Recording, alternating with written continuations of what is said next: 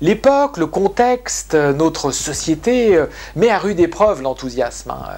Quelqu'un d'enthousiaste et d'optimiste peut être même montré un peu du doigt comme étant un petit peu atypique. Tiens, c'est curieux, il ou elle a tout le temps le sourire, il ou elle va bien, c'est tout de même étonnant, c'est curieux, tu as vu, il a l'air d'aller bien lui. Notre société baigne dans un climat de morosité ambiante qui est largement entretenu par les médias. Alors cet aspect médiatique nous amène à constater que effectivement on nous parlera beaucoup plus facilement des trains qui arrivent en retard que des trains qui arrivent à l'heure. Il n'y a aucun intérêt à dire tous les jours que tous les trains arrivent à l'heure. Me direz-vous, quoique.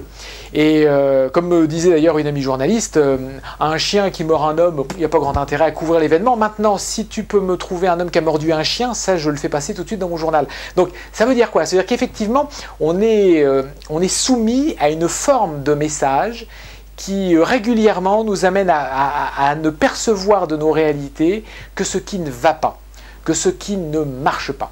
On vous montrera allègrement la fermeture d'une usine à un journal de 20 heures. On ne vous montrera pas la PME ou la PMI du coin qui fait un travail admirable et qui vient de recruter 2, 3, 4 personnes. Et ça, c'est très dommageable pour l'état d'enthousiasme et d'optimisme. Donc, nous sommes soumis régulièrement aussi par la règle médiatique, à ce qu'on appelle la règle des 1,99. À 1% des faits, on fera converger 99% des opinions. Et ça, c'est assez étonnant, mais c'est aussi attristant, parce que l'enthousiasme va s'en trouver fragilisé. Voir dans toute chose ce qui est présent plus que ce qui est absent est important. Toutefois, ce n'est pas le cas, bien sûr, dans ce registre médiatique actuel de l'information en boucle et du malheur permanent véhiculé sur des bouquets satellites. C'est dommage.